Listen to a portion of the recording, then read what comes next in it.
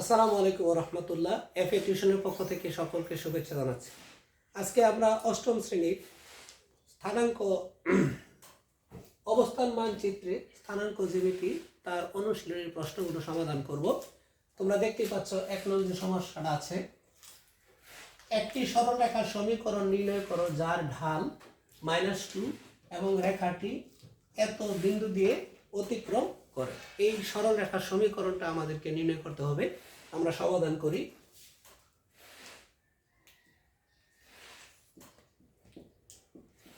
সমাধান দেওয়া আছে,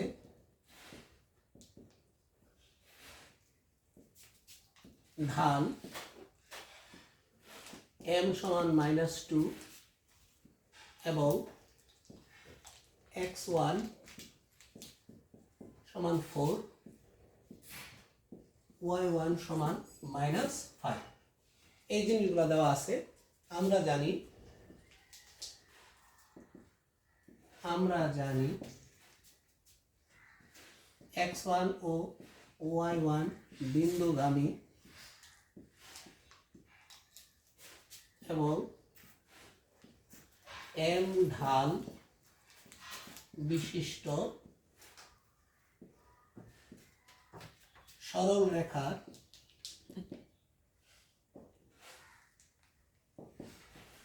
সমীকরণ।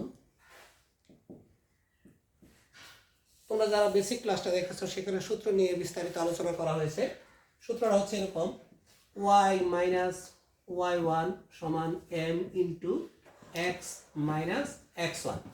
এখন আমাদের মানগুলো আছে, যে মানগুলো আছে সেই মানগুলো আমরা বসাই দিই। বা y নাই, y মাইনাস y1 এর মান কত? -5, -5 m এর মান -2 ইন্টু x মাইনাস x1 এর মান -4।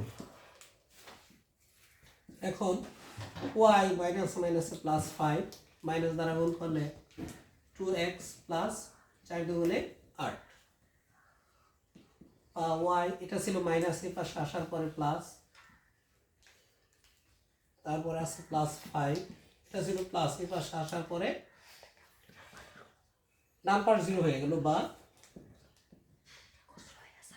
y প্লাস 2x মাইনাস 3 সমান 0। এটাই আমার সরল রেখার সমীকরণ।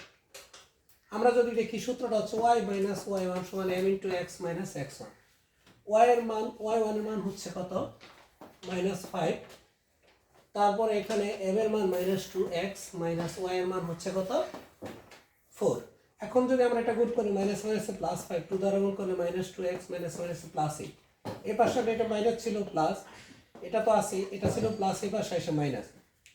এখন আমরা যদি আরেকটু সাজায় লিখি, এভাবে না লিখে এইভাবে লিখি, 2x টা আগে লিখি, 2x প্লাস y মাইনাস 8 থেকে 5 গেলে -3, যা নির্ণয়ের সমীকরণ। এটাই আনসার।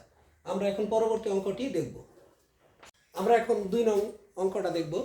2 নং দেওয়া আছে, a সমান এত b সমান এত বিন্দুগামী সরল রেখার সমীকরণ নির্ণয় করো, সরল রেখাটির ঢাল কত? এখানে দুইটা জিনিস চেয়েছে, একটা চেয়েছে সরল রেখার সমীকরণ আর একটা চেয়েছে সরল রেখার ঢাল। এখন লিখব সমাধান। দেওয়া আছে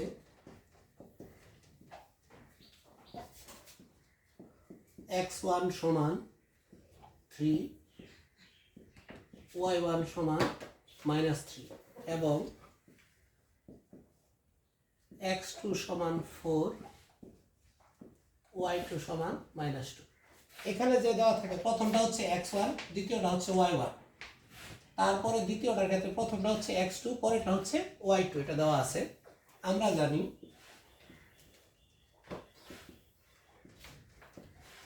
জানি সরল রেখার সমীকরণ, সরল রেখার সমীকরণ y minus y1 x minus x1,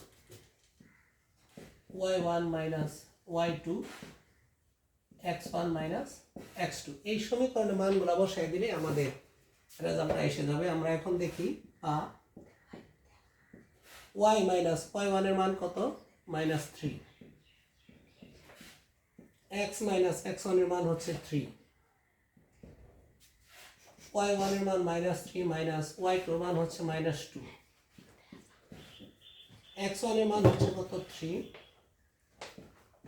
x two মান 4, বা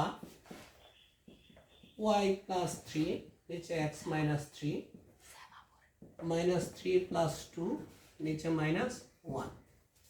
আমরা এখন যদি এই পাশে লিখি, বা y প্লাস 3 নিচে x মাইনাস 3, এখানে -3 থেকে 2 গেলে না -1 নিচে -1, -1 মানে কাটা দিলে 1 থাকে, y প্লাস 3 x মাইনাস 3 সমান 1, বা এটা যদি গুণ করি x মাইনাস 3 সমান y প্লাস 3, তাহলে পরের লাইনটা কি হবে, বা x এটা ছিল প্লাস এর পাশে মাইনাস, -3 এটা ছিল প্লাস এর পাশে মাইনাস সমান 0। সুতরাং x মাইনাস y মাইনাস 6 সমান 0। এটাই হচ্ছে সরল রেখার সমীকরণ। এটাই হচ্ছে সরল রেখার সমীকরণ। এখন আমরা আশা করি তোমরা বুঝতে পারছো। এখন আমরা ঢাল দেখব। ঢালের যে সূত্রটা আছে সেই সূত্রটা বসাই দিলেই হবে। এখানে যদি আমরা করি ঢাল m সমান y2 minus y1, y2 minus y1 নিচে x2 মাইনাস x1, y2 মান কত এখানে -2, মাইনাস y1 এর মান কত -3, x2 মান হচ্ছে 4 মাইনাস x1 এর মান হচ্ছে 3, -2 প্লাস 3 নিচে হচ্ছে 1, তার মানে 1 ভাগ 1 সমান 1। তার মানে আমাদের ডাল হচ্ছে 1 আর সরল রেখার সমীকরণ হচ্ছে x মাইনাস y মাইনাস 6 সমান 0। এটাই হচ্ছে এই মানে গণিতের যে সমাধান, এই প্রশ্নের সমাধান। এখন আমরা 3 নং দেখব। এখন আমরা 3 নং যে অঙ্কটা আছে সেটা দেখব। 3 নং প্রশ্নে আছে দেখাও যে a b এবং c বিন্দু তিনটি সমরেখ। সমরেখ মানে একই রেখায় অবস্থিত। সমরেখ হলে কিভাবে করব? সমাধান বিন্দু তিনটি সমরেখ হওয়ায়, বিন্দু তিনটি সমরেখ হওয়ায় AB রেখার ঢাল সমান BC রেখার ঢাল। অর্থাৎ বিন্দু তিনটি যদি সমরেখ হয় তাহলে AB রেখার ডাল যত হবে BC রেখার ডালও তত হবে। AB রেখার ডাল এবং BC রেখার ডাল যদি সমান হয় তাহলে বুঝবো আমরা বিন্দু তিনটি সমরেখ। তাহলে AB রেখার ডাল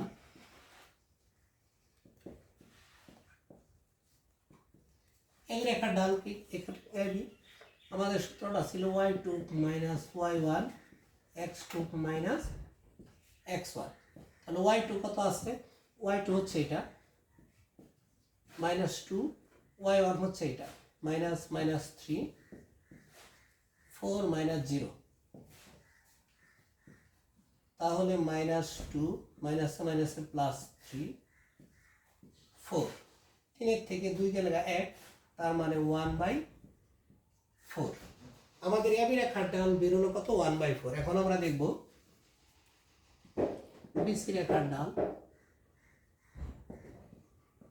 BC রেখার ডাল সমান হচ্ছে y2 minus y1 x2 minus x1। এখন D আর C আমাদের এখানে y2 কত হচ্ছে 1, y1 হচ্ছে -2, x2 হচ্ছে 16 মাইনাস x1 হচ্ছে 4, 1 মাইনাসে +2, 16 থেকে 4 গেলে 12, 3/12 ভাগ করলে 1/4। আমরা দেখতে পাচ্ছি AB রেখার ডালও 1/4 এবং BC রেখার ডালও কি 1/4। সুতরাং আমরা কি লিখতে পারি? সুতরাং A B C সি বিন্দু তিনটি সমরেখ দেখানো হলো।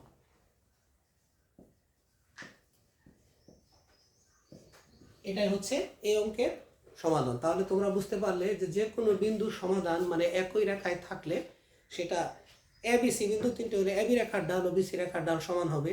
পি কিউ আর বিন্দু তিনটি একই রেখায় থাকলে পি কিউ এর ঢাল এবং কিউ আর এর ঢাল কি হবে? সমান হবে। আজ এ পর্যন্তই। পরবর্তী ক্লাসে আমরা পরের অঙ্কগুলো সমাধান করার চেষ্টা করবো ইনশাআল্লাহ।